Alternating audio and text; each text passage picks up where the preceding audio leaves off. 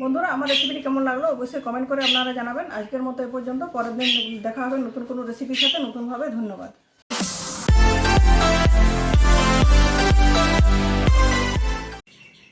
নমস্কার বন্ধুরা, আরেকটা সম্পূর্ণ নতুন ধরনের রেসিপির সাথে আমার চ্যানেলে আপনাদের সবাইকে স্বাগত জানাচ্ছি। একঘেয়ে রান্না খেতে খেতে জিভে চড়া পড়ে যায়, তখন একঘেয়ে খাবার খেতে আর ভালো লাগে না, খাবারের একটু পরিবর্তনের প্রয়োজন হয়। সেই কথা মাথায় রেখে আমি আজকে একটা রেসিপি আপনাদের সাথে শেয়ার করছি। প্রথম থেকে শেষ পর্যন্ত ধৈর্য ধরে দেখবেন। আশা করি ভিডিওটি আপনাদের খুবই উপকৃত করবে। আর ভিডিওটি প্রথম থেকে শেষ পর্যন্ত ধৈর্য ধরে দেখবেন। ভালো লাগলে লাইক শেয়ার করবেন। চ্যানেলটি নতুন বন্ধু হয়ে থাকেন, চ্যানেলটি সাবস্ক্রাইব করে না থাকেন অবশ্যই চ্যানেলটি সাবস্ক্রাইব করে পাশে থাকা বেল বাটন অন করে দেবেন, কারণ আমি যখন নতুন কোনো ভিডিও বানাবো তার আপডেট সবার প্রথম আপনাদের কাছে গিয়ে পৌঁছাবে। তো চলুন বন্ধুরা, আমি আজকে শেয়ার করছি একটা রেস্টুরেন্টের মতো মিক্স ভেজের রেসিপি। অবশ্যই আমি শীতের সবজিগুলো এখানে নিয়েছি, যেহেতু শীতকাল।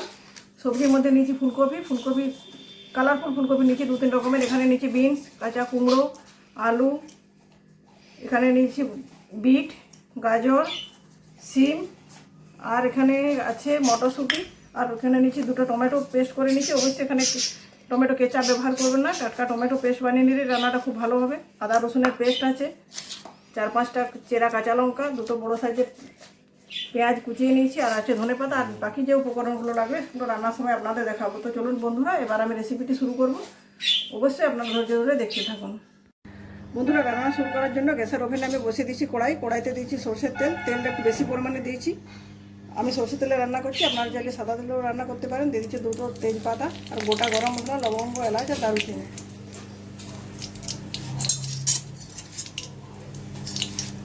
এগুলো খুব ভালো মতো ভাজা হয়ে গেছে, খুব সুন্দর একটা ফ্লেভার উঠছে। এর মধ্যে দিয়ে দিচ্ছি আদা রসুনের পেস্ট 2 চামচ।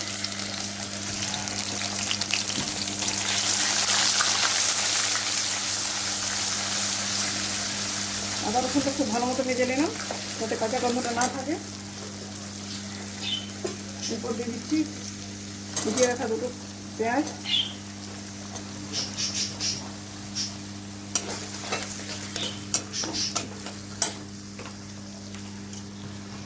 এর মধ্যে দিয়ে দিচ্ছি সামান্য একটু লবণটা দিয়ে দিলে পেঁয়াজ থেকে জল ছেড়ে যাবে, খুব তাড়াতাড়ি পেঁয়াজটা ভাজা হয়ে যাবে।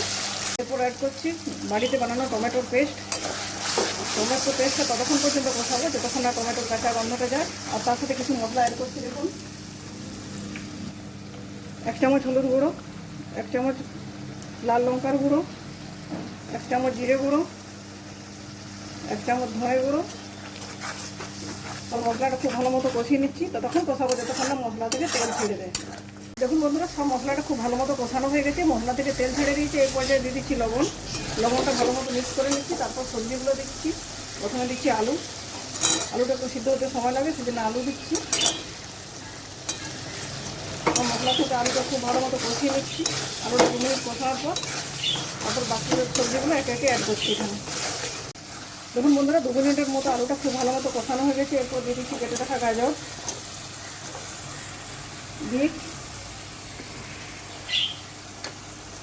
বিনস আর ফুলকপি তুলে এগুলো আবার 2-4 মিনিটের মতো কষিয়ে নিচ্ছি। দেখুন বন্ধুরা, সব উপকরণগুলো খুব ভালো মতো কষানো হয়ে গেছে। এরপর বাকি যে সবজিগুলো আছে সেগুলো অ্যাড করছি। দিয়ে দিচ্ছি কুমড়ো, সিম, আর দিচ্ছি হাফ ক্যাপসিকাম, এটা আমি ভুলে গেছিলাম তখন দেখা যাচ্ছে, চেরা কাঁচা লঙ্কা আর মটরশুঁটি। সবগুলো খুব ভালোভাবে মিক্স করে এক বাটি জল এখানে দিয়ে দিচ্ছি। তারপর ঢেকে দিচ্ছি 5 মিনিটের মতো। ফিরে আসছি 5 মিনিট পর। দেখুন বন্ধুরা, ফিরে এলাম 5 মিনিট পর। দেখুন আমার সবজিটা পুরোপুরি রান্না হয়ে গেছে, খুব সুন্দর সিদ্ধ হয়ে গেছে। আর শুকা করবো না, এরকম একটু রসালো রাখবো। এরপর আমি দিচ্ছি 1 চামচের মতো চিনি, এটা অপশনাল, আপনি চাইলে নাও দিতে পারেন। সবজির স্বাদটা 1000 গুণ বেড়ে যাবে যদি এখানে গাওয়া ঘি ব্যবহার করা হয়। আমি দিচ্ছি 1 চামচ গাওয়া ঘি, আর উপর থেকে ছড়িয়ে দিচ্ছি গরম মশলার গুঁড়ো আর ধনেপাতা। তো বন্ধুরা, আমার মিক্স ভেজ রেডি হয়ে গেছে। আর একটু অন্য পাত্রটা ট্রান্সফার করে নেব।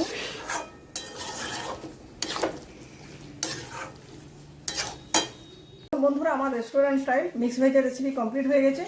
রান্নাটা দেখতে যেরকম সুন্দর হয়েছে, খেতেও অপূর্ব স্বাদের হবে। মাংস রান্না করার সময় যেরকম স্বাদ হয়, আমি রান্না করার সময় নিজেই ভেবে পাচ্ছিলাম এটা মাংস রান্না করছি না সবজি রান্না করছি। পাশে কাউকে যদি বলানো হয়, সে কোনোভাবে বুঝতে পারবে না এটা মাংস রান্না হচ্ছে না সবজি রান্না হচ্ছে। আমি এখানে অনেক সবজি ব্যবহার করেছি। এগুলোর কোনো বাধা ধরা নিয়ম নেই। আপনার বাড়িতে যেসব সবজি রয়েছে সেগুলো আপনি ব্যবহার করবেন, চাইলে হচ্ছে বেশি কিছু ব্যবহার করতে পারেন। যেহেতু শীতকাল, সবার বাড়িতে প্রচুর সবজি থাকে, বাজারে প্রচুর শাক সবজি পাওয়া যায়। আমার সকলেরই প্রায় এক একটা করে ছোটো ছোটো কিচেন গার্ডেন থাকে, সেখানেও বিভিন্ন সবজি পাওয়া যায়। সেই সবজিগুলো ব্যবহার করে এভাবে রান্না করবেন, দেখবেন খেয়ে এবং খাইয়ে আনন্দ পাবেন। বন্ধুরা, আপনার কাছে একটা বিশেষ অনুরোধ, আমরা সকলে জানি জলের অপর নাম জীবন, কোনো খাবার ছাড়াও মানুষ বাঁচতে পারে না, খাবারও মানুষের জীবন হিসাবে বলা যায়। সুতরাং খাবার অপচয় করবেন না, যেটুকু খাবার প্রয়োজন সেটুকু ব্যবহার করুন। বাড়তি খাবার ফেলে না দিয়ে পাশে অনেক অভুক্ত মানুষ থাকে, তাদেরকে দান করবেন। মনে রাখবেন, খাদ্যদান সবচেয়ে মহৎ দান। এই মহৎ কাজে নিজেদেরকে সামিল করুন। বন্ধুরা, আমার রেসিপিটি কেমন লাগলো অবশ্যই কমেন্ট করে আপনারা জানাবেন। আজকের মতো এ পর্যন্ত, পরের দিন দেখা হবে নতুন কোনো রেসিপির সাথে নতুনভাবে। ধন্যবাদ।